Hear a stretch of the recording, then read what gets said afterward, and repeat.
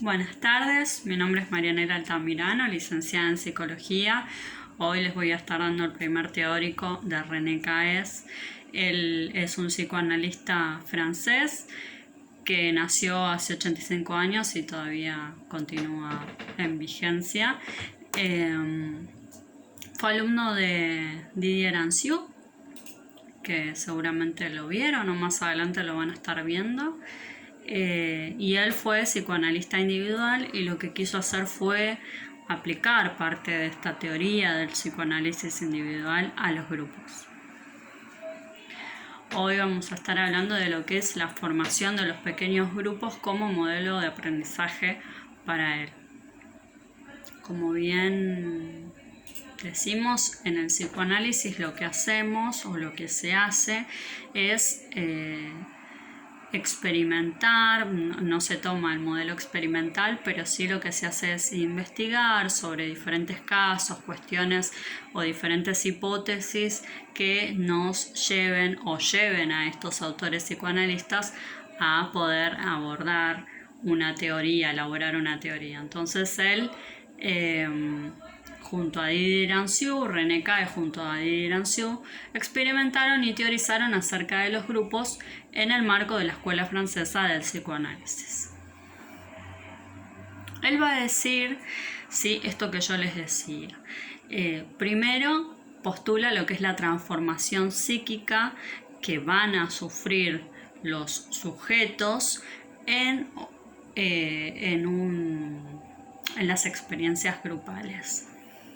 El grupo va a operar como un aparato elaborador y parte, al igual que Freud, de la idea según hay una creación del psiquismo. Entonces él considera que este aparato transformador o elaborador de los grupos es un creador del psiquismo. Y para explicar esto va a partir de lo que es la relación entre madre e hijo, en donde el bebé se apoya en su madre, ¿sí? Todo esto que seguramente habrán visto de Freud o de otros autores que argumentan que el niño nace frente a una situación caótica en comparación de lo que estaba vivenciando dentro del útero para empezar a experimentar experiencias ambientales que le van a generar factores bastante estresantes y que tiene que haber un otro que sirva como apoyo para que pueda estar traduciéndole todo esto que le está pasando y calmándolo de alguna manera, calmando sus necesidades biológicas y calmando sus necesidades psíquicas. Igualmente dice que el apoyo es mutuo. Que así como el bebé se apoya en la madre o la función materna también se va a apoyar en ese hijo. Esto es una introducción para poder conocer acerca del psicoanálisis y de lo que René Caes quiere postular en sus conceptos fundamentales. Lo va a llevar obviamente al grupo. Va a decir que cada integrante dentro de un grupo necesita este apoyo, este apuntalamiento de un otro del grupo, ¿sí? Para que haya un apuntalamiento grupal del psiquismo. Sabemos que el psiquismo del bebé se va estructurando grupalmente, ¿sí? Va a haber una serie de otros y a lo largo de toda nuestra vida siempre va a haber un otro que nos va a estar representando, ¿sí? Diferentes cuestiones, diferentes situaciones de la vida. Entonces plantea que en el grupo, cada integrante, hay una múltiple apoyatura psíquica en el cuerpo, en lo social, en el otro, ¿sí? según Pierre Lamier, que es una de sus compañeras en investigación, la mama significa los gritos y los llantos del bebé. Cuando hablamos de significa, es significar, ¿sí? La mamá le simboliza al niño, que decodifica qué significa cada llanto, qué significa cada grito, y el niño a su vez va entendiendo desde lo que la madre le va significando. Entonces va a decir que la madre también lo hace desde una transmisión cultural, desde lo que culturalmente se le dice que debe o tiene que hacer. Todo se va implicando, todo se va relacionando. En el teórico tienen como ejemplo las mamushkas rusas. Entonces, en este grupo primario que hace referencia a lo que es el niño con la madre, con el padre, hay un estrecho contacto de esta pareja con el bebé y dándole lugar también a la sociedad. Entonces acá hay un espacio donde se le arma el psiquismo del bebé desde los padres, es decir, que el psiquismo del bebé se constituye desde el psiquismo de los padres, ¿sí? Desde cómo está constituido el psiquismo de los padres es como se va a ir constituyendo el psiquismo del bebé. Y él todo el tiempo va haciendo una analogía entre esta relación, esta apoyatura que tiene el bebé para ir estructurando su psiquismo a través de la estructuración que le hacen los padres desde su psiquismo estructurado. También él plantea que de esta manera es como se va a ir estructurando un grupo, donde el grupo va a servir con una función contenedora que contiene todos los afectos que se puedan desencadenar dentro del grupo. Él va a tomar de Bleger al encuadre, ¿sí? Bleger, la verdad que dentro de lo que es grupal, fue muy bueno explicando tema encuadre, ¿sí? Entonces va a decir que se va a depositar dentro del encuadre del grupo los aspectos más psicóticos de la personalidad. Cuando hablamos de aspectos psicóticos y recordamos al bebé, también el bebé tiene aspectos psicóticos, es decir, demanda sin tener en cuenta demasiado a un otro, ¿sí? Y esto es lo que para acá plantea que va a surgir en los primeros momentos en un grupo. Dice que si no cambia el encuadre, permanece de esa manera, ¿sí? Con una personalidad bastante psicótica. Dice que luego se va a ir desarrollando en el grupo, en la matriz, grupalmente, la identidad, ¿sí? Así como en el niño se va desarrollando el yo. Entonces plantea que hay especulaciones, plantea que del nene el rostro de la mamá le devuelve al bebé lo que ve de él, ¿sí? Es decir, yo interpreto la situación de una manera y se la transmito al bebé de esta manera, ¿sí? Es eso lo que el bebé va a ver de sí mismo, ¿sí? Entonces, si yo del bebé estoy diciendo todo el tiempo que es un caprichoso, la imagen que le voy a estar constituyendo a él es que es un caprichoso. Entonces él va a decir que el encuadre propuesto supone un espacio grupal de transición entre el afuera y el adentro. Acá tiene una gran influencia de Winnicott cuando hablamos de espacio transicional. Y es un espacio potencial y es un espacio intermedio en donde se van intercambiando las situaciones de cada integrante con el grupo. Esto de la formación en los pequeños grupos como modelo de aprendizaje, él lo va a dar en una conferencia, respondiendo a una serie de preguntas, que es lo que se suele hacer en las diferentes conferencias. Entonces él va a responder a la pregunta ¿qué se entiende por efecto de formación y de qué clase de formación se trata? Entonces lo que va a responder es que se trata de una formación en el descubrimiento personal de sí y de los otros en un dispositivo de grupo ¿sí? Cuando estamos dentro del grupo, nosotros vamos reconociendo nuestra identidad, ¿sí? Nuestras propias miserias y nuestros propios potenciales, y a su vez vamos conociendo también al otro, y así vamos a ir formando el grupo. Esto es lo que dice Caes. Apropiado una experiencia personal que abre acceso al conocimiento de su vida psíquica, es decir, que cada uno en el grupo experimenta acerca de sí mismo y empieza a conocer su vida psíquica en relación con la de los otros. Es decir, que uno se conoce a través de los otros. Esta formación del grupo está calificada por los efectos producidos por la experiencia de lo inconsciente, es decir, los efectos del inconsciente, ¿sí? Van a estar influenciando ahí, y por el trabajo de la intersubjetividad, ¿sí? Es decir, nosotros hacemos un trabajo intrapsíquico acerca de nosotros mismos, un trabajo introspectivo de poder ir conociéndonos a través de los otros, y a su vez va a estar siempre apuntalándonos de alguna manera, sin que nosotros nos demos cuenta, el inconsciente.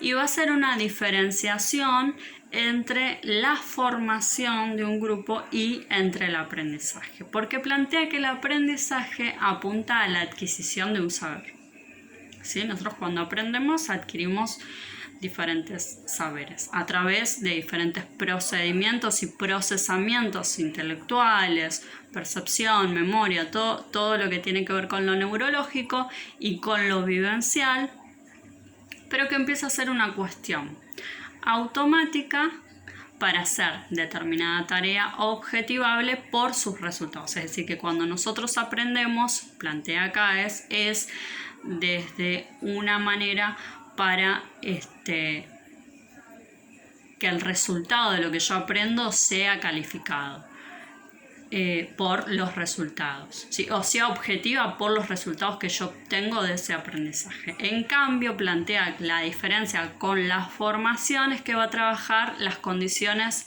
puestas en marcha de nuestros recursos psíquicos necesarios.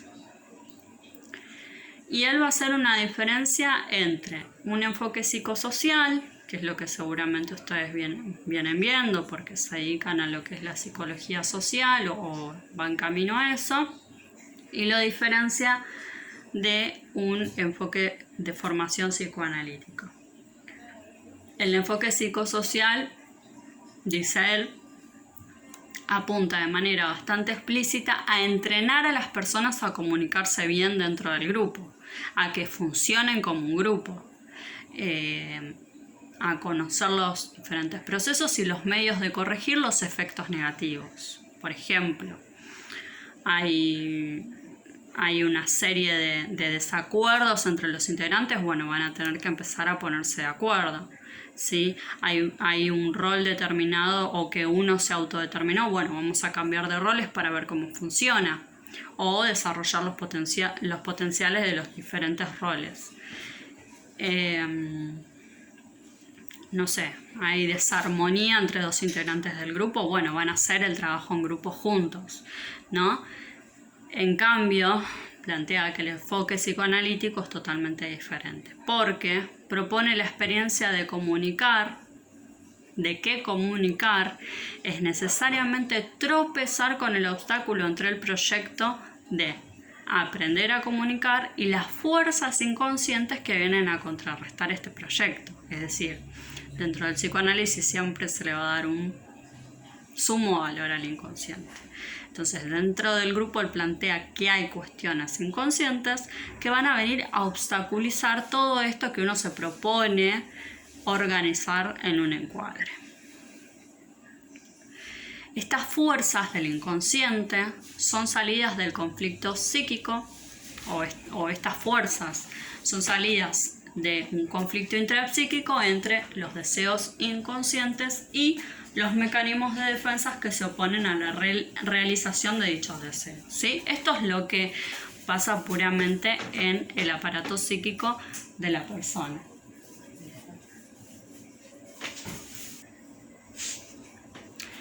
Entonces, nosotros en nuestro aparato psíquico nos pasa absolutamente lo mismo. Nosotros tenemos deseos inconscientes, que de alguna manera también hay deseos conscientes que chocan con la realidad y que a su vez hay obstáculos manifiestos por el inconsciente. Y aquí nos surge siempre un conflicto que después puede de alguna manera convertirse en un síntoma.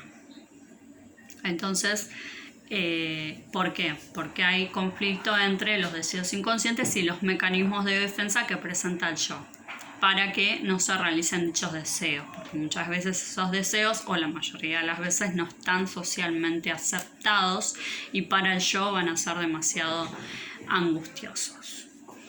Entonces, estos conflictos subjetivos también de cada uno, porque cada uno lleva sus propios conflictos y a su vez deposita esos conflictos en el grupo, va a plantear que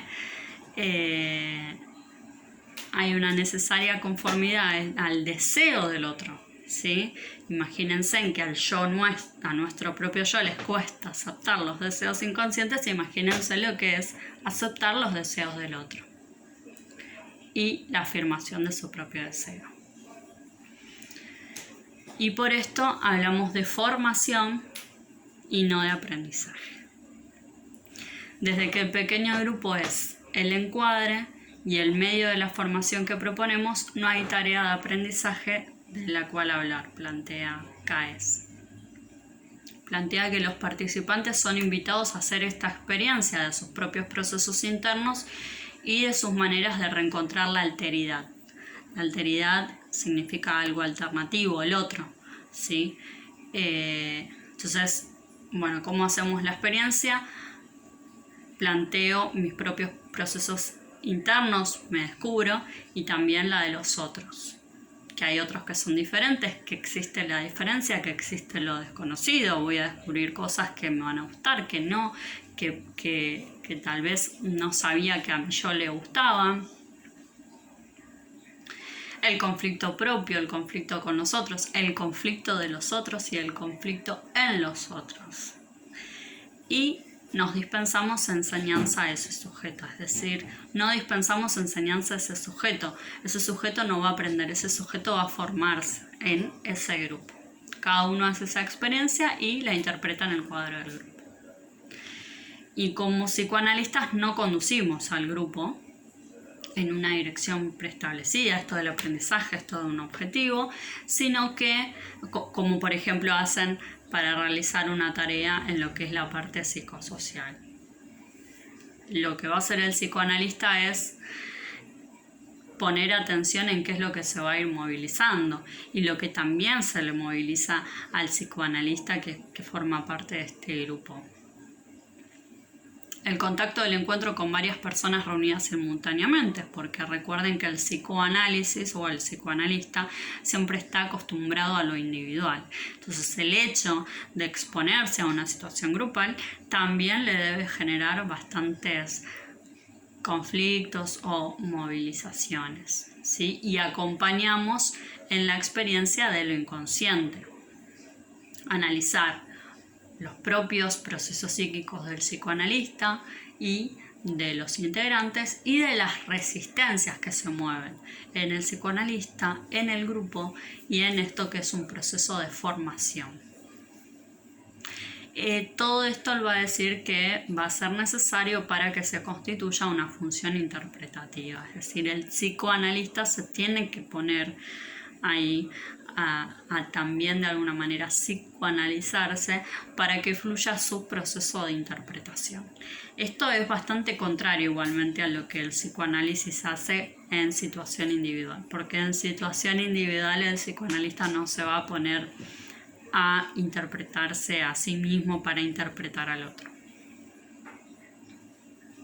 Según la perspectiva de Caes, esta experiencia y el conocimiento que extrae va a abrir la realidad psíquica subjetiva, intersubjetiva, va a ser el preámbulo a cualquier aprendizaje de este proceso de formación que las personas tienen que enfrentarse con esta realidad psíquica. Y va a plantear que el proceso de formación es un proceso de deformación. de las formas psíquicas antiguas e inadecuadas que el sujeto traía. Uno de los conceptos fundamentales de CAES es la deformación. ¿Sí? ¿Por qué? Porque él va a decir que nosotros venimos con todo un proceso de formación psíquica, ¿sí? Que justamente las que nos fueron depositando nuestros padres, nuestros familiares, nuestros maestros, nuestros amigos, gente de nuestro trabajo, ¿sí? O cosas que uno mismo fue aprendiendo en otras formaciones. Entonces muchas veces para formarse lo que tiene que hacer es deformarse, ¿sí? Esto tal vez lo podemos poner a pensar en decir, bueno, lo de la deconstrucción, ¿no? Uno tiene que deconstruir un montón de cosas en sí misma para poder construir otros conceptos mejores acerca de muchas cuestiones y situaciones que estamos atravesando social, culturalmente y que nos atraviesan también a nosotros. Él va a decir que estas formas psíquicas que tenían, que eran antiguas, eran inadecuadas. Entonces por eso se necesita toda una deformación y sobre todo dentro de un grupo donde no todos piensan iguales y donde muchos van a tener que tratar de deformar, de sacarle forma, ¿sí? Deformar significa sin forma, ¿sí? De sacarle la forma, la estructura que veníamos trayendo, desestructurarnos, deconstruirnos para poder formar parte de un grupo.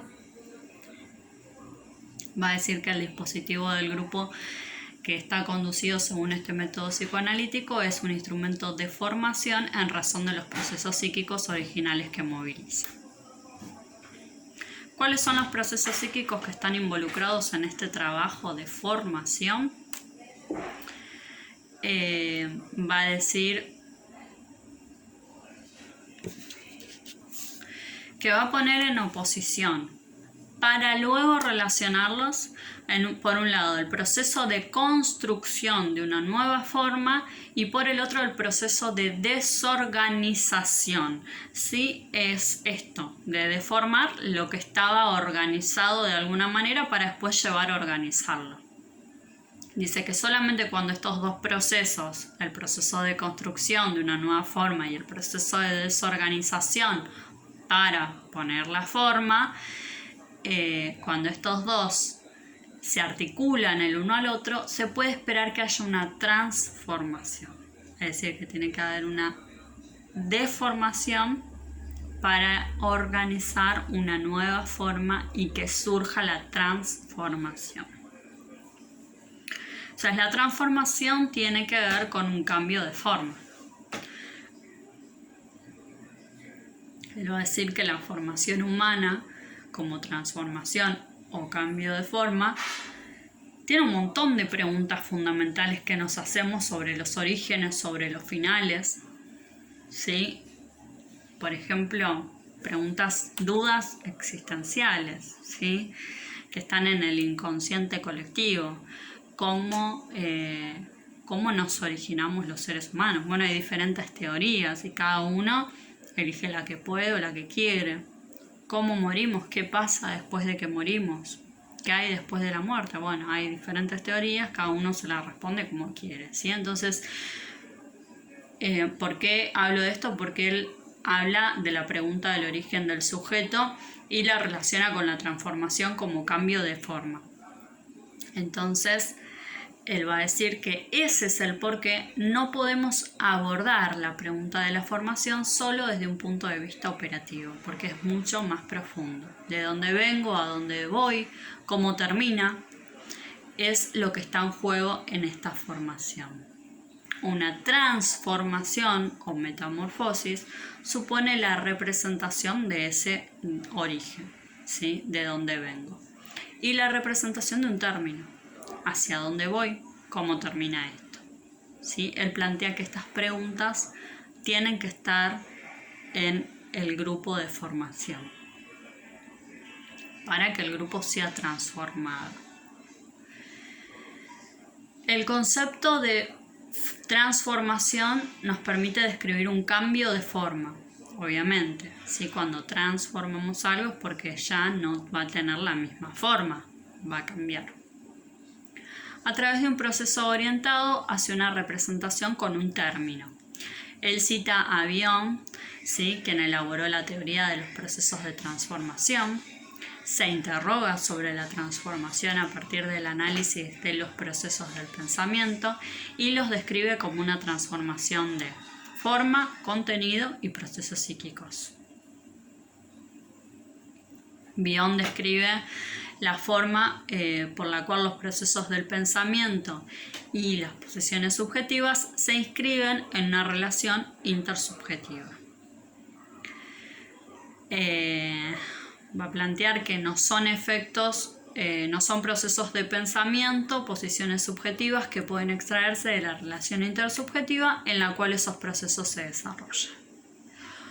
Un proceso de formación de adultos no puede emprenderse sin que se tenga en cuenta la relación entre el sujeto en formación y el formador. Y da como ejemplo el sueño. Porque hay un contenido manifiesto del sueño, ¿sí? Que lo consideran como el resultado del proceso de transformación de ideas latentes, que son inconscientes, en imágenes visuales. Entonces hay todo un proceso intrapsíquico.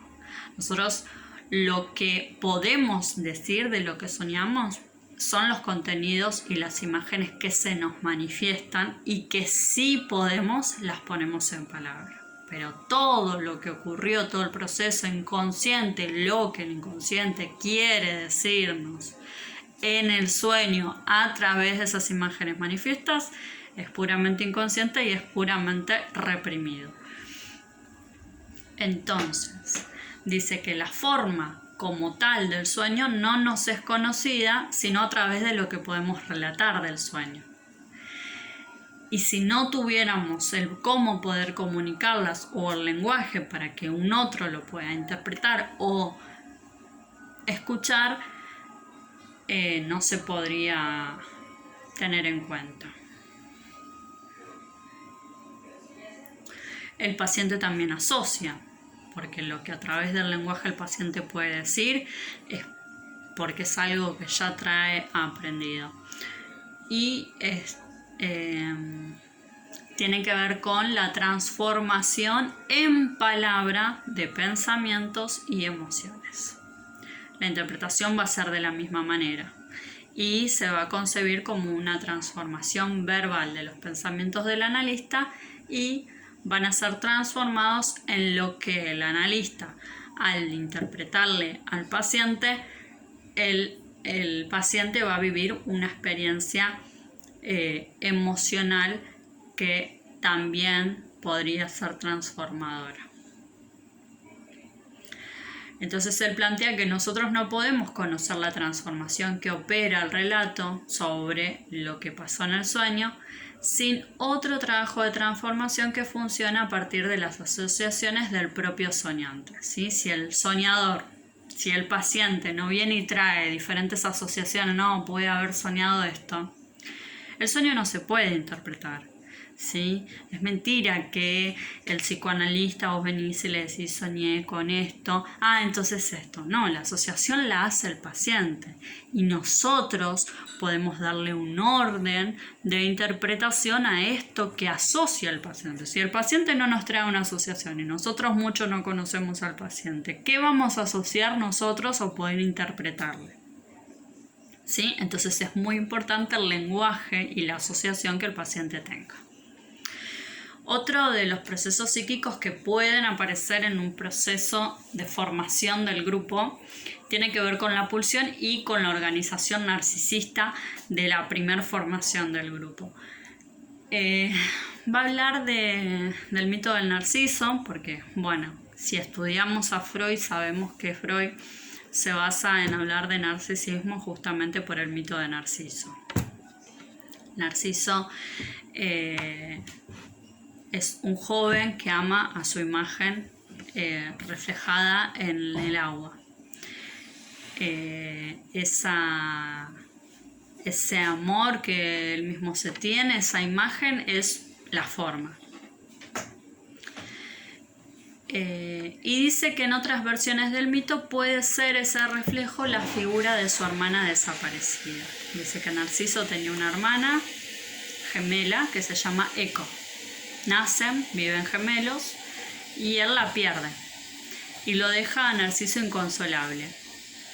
Y esa imagen del otro, que es el mismo, es su parte femenina, él la busca en el agua y que el sujeto ama tiernamente a esa imagen, a esa forma, y a eso Freud le denomina narcisismo, porque en la etapa narcisista, que es normal en los primeros años de vida o en la adolescencia, es necesario que la libido del yo esté puesta en sí mismo. Se toma como sí mismo como un objeto de amor, es su primer objeto sexual, por esto sigue el autoerotismo, invierte líbido, una inversión narcisista que le permite unificarse en el momento donde su vida pulsional se organiza en diferentes regiones erógenas. Gracias a que hubo un otro que nos despertó esa líbido en zonas erógenas como la piel, la boca, el ano y otros lugares con mucosas, algunos, y luego la región genital, es que uno, al ir rodeando esas zonas, va formando su zona, su yo, y de esta manera es donde se puede ir reconociendo. Mientras más nos hayan acariciado, mirado y despertado de esas zonas erógenas, obviamente no la genital, sino las que nos van impulsando deseo, y luego nosotros mismos, el niño mismo, a la edad donde tenga que experimentarse su zona erógena, le va a ir dando forma a su cuerpo y así también a su yo. Entonces el narcisismo es una inversión unificadora que permite al sujeto identificarse en una imagen unificada de sí mismo en esos periodos de organización de la vida pulsional, ¿sí? Cuando Freud habla de las etapas oral, anal, precisamente es porque hay líbido recorriendo esas etapas, que por un momento van a ser parciales, pero luego a lo largo de la vida seguimos sintiendo placeres en esas zonas donde hay un yo ya unificado. Entonces va a hablar de que en principio el narcisismo no es una forma patológica, no es algo patológico como se los decía, sino que es una organización de la libido que es necesaria para la formación de la psiquis, del alma, ¿sí? Es una inversión de la cual el sujeto no puede prescindir. Y si prescinde, ahí sí hay patología. El narcisismo dice que no es solo una inversión sobre sí mismo, sino prolongándose más allá de su propia existencia. El sujeto necesita, según el psicoanálisis, esta parte de inversión narcisista para luego poder depositar toda esa energía libidinal en un otro o en alguna otra cosa. Formar y formarse es asegurar una cierta conservación de la especie, de sus semejantes, de aquellos con los cuales podemos identificarnos o que deseamos que se identifiquen con nosotros. Hay una dimensión transgeneracional específica. Sin que nosotros lo sepamos, esa dimensión narcisista vital en una especie humana inacabada en el momento del nacimiento, en una especie que nace prematuramente en relación con el equipamiento necesario para una supervivencia autónoma, pero que dentro de ese equipamiento siempre tiene que haber un otro. Esa incompletud que traemos apela a un dispositivo de cuidados y prótesis físicas y psíquicas provistas por el trabajo del ambiente, especialmente de la función materna. Esa función es entendida como el conjunto de actividades de cuidado, de sostén, de formación inicial que aporta el grupo y del cual la madre es la delegada o la función materna. La formación narcisista pasa a través de las generaciones no solo bajo este aspecto positivo, sino también aspectos negativos. En ese sentido, comprendemos a Freud cuando habla que el niño es portador de sueños no realizados de los padres. ¿Sí? Hay partes narcisistas buenas que tienen que ver con el cuidado, con el sostén, con el apoyo, con que lo miro, con que lo mimo, con que le hago upa, con que lo acaricio, con que gracias a que le di de comer experimenta deseos en la zona erógena y hay líbido ahí, gracias a que lo miro experimenta deseos a través de la mirada y de ser mirado. Todo esta es la parte positiva y necesaria y fundamental del narcisismo. Ahora también podemos depositar en nuestros hijos cuestiones narcisistas negativas, como por ejemplo, mis sueños, yo no pude ser doctora, mi hijo va a ser doctor. Yo voy a tener un hijo justamente para que haga o cumpla los deseos que yo no pude cumplir. Entonces esto es lo que decía Freud, mucho más en profundidad Lacan. Habló de esto como para que las madres o los padres no lo sientan. Dijo Freud que el niño es portador de sueños no realizados de los padres. Y ahí es donde se inscribe lo negativo. Lo que el padre no pudo realizar es un tanto negativo. Los padres no han podido ser y realizar, para ellos mismos quieren que ese niño que van a tener va a tener que ser y va a tener que realizarlo. Podemos interrogarnos, dice Cae, sobre la manera en la cual la formación, en tanto que está marcada por la organización narcisista, se inscribe en lo negativo.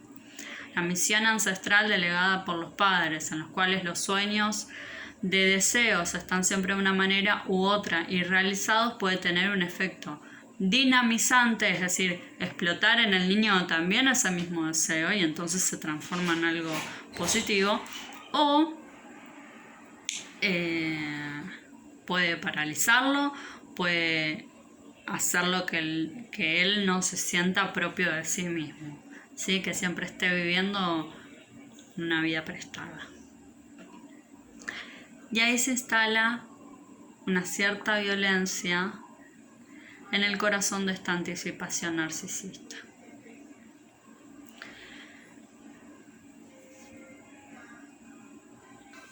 Cuando hablamos de violencia, no hablamos de la violencia a la que estamos acostumbrados a hablar, de violencia física, de violencia verbal. ¿No?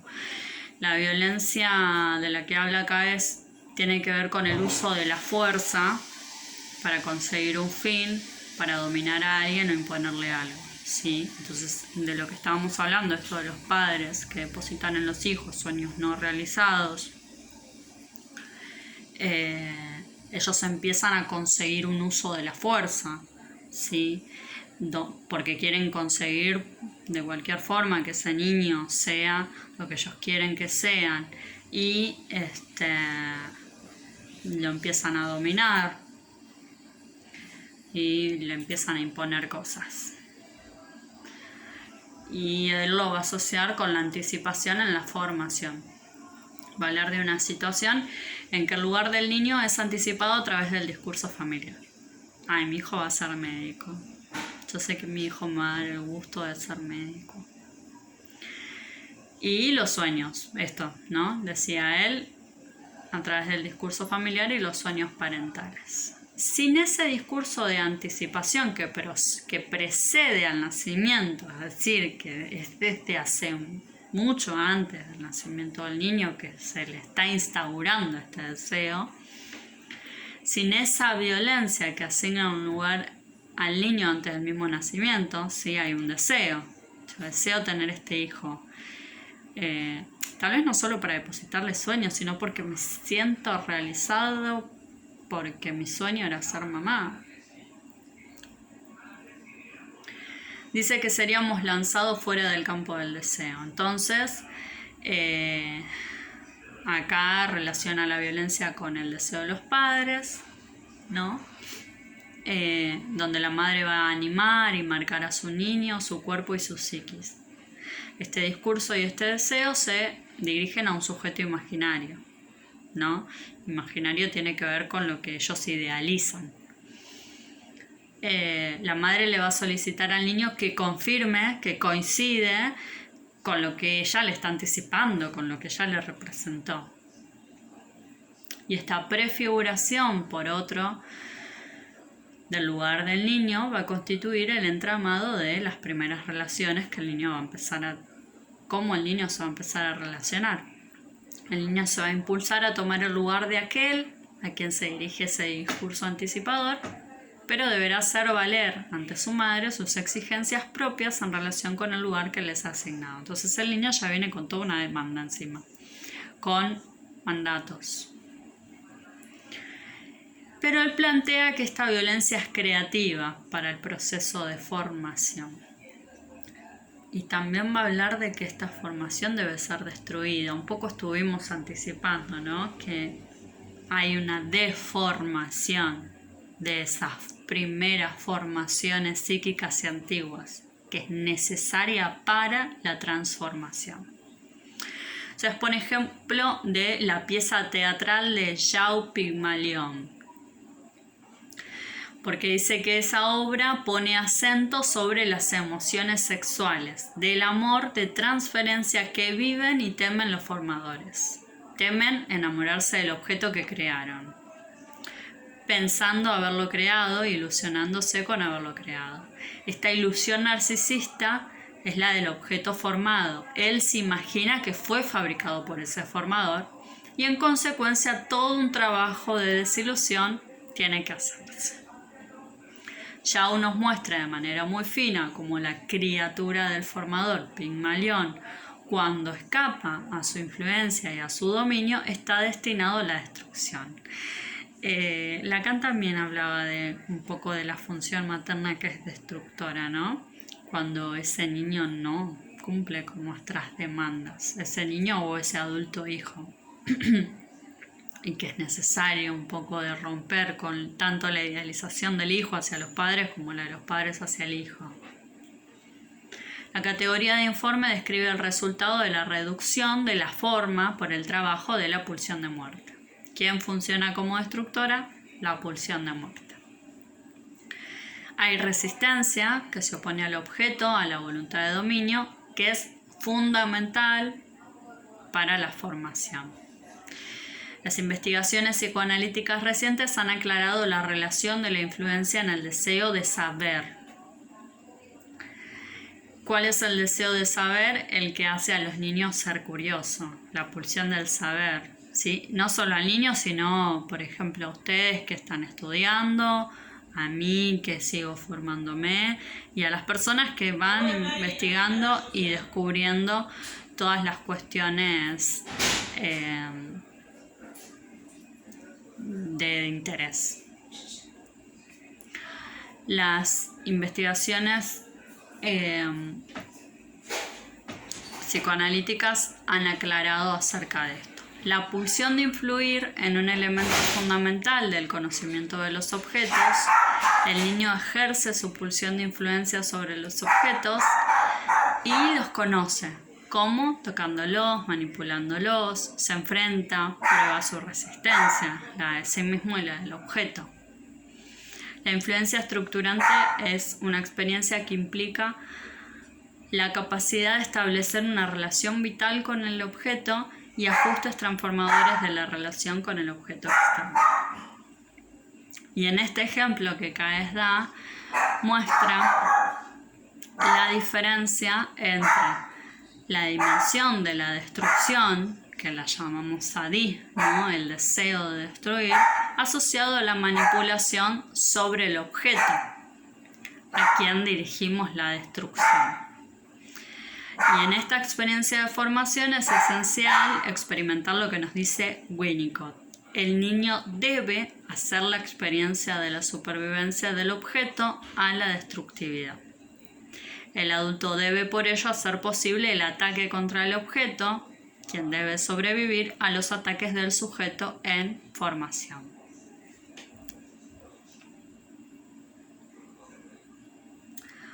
Otro de los conceptos que plantea es un núcleo fantasmático de la formación. Cuando hablamos de fantasma, los psicoanalistas ponen fórmulas y él propuso una fórmula genérica de la fantasmática de formación. Va a tomar como modelo el enunciado que Freud ha dado del fantasma. Él dice: se construye un niño, ¿no? Pone en evidencia la estructura del fantasma y las posiciones respectivas de los actores en esa acción imaginaria. Cuando hablamos de fantasma, hablamos de todo lo que uno proyecta en el imaginario, ¿no? Y quienes actúan e intervienen en dicho imaginario. Entonces Freud habla de ir construyendo un niño, ese es el fantasma, construir a un niño, y quienes intervienen y cómo se lleva a cabo esa construcción. Todo en un imaginario, ¿sí? Imaginario que tiene que ver con el deseo, con las angustias, con cuestiones también inconscientes. Y Caes cambia esta fórmula para armar un fantasma con la fórmula de se deforma un niño. En vez de se construye un niño, se deforma un niño, del verbo deformar, ¿no? Es todo lo que veníamos hablando acerca de la forma, de la deformación de esa forma y de la transformación luego de una deformación. Entonces dice que hay una bipolaridad pulsional. Formar bajo el efecto de las pulsiones libidinales y narcisistas se forma a través de cómo, que habíamos dicho que formaba a un individuo o a un fantasma o a una situación, las cuestiones libidinales y narcisistas. Con eso formamos, con eso construimos. Y lo que deforma o lo que destruye, lo que aniquila, lo que reduce las formas, es lo que está ligado a la pulsión de muerte. ¿Sí? Entonces, por esto es una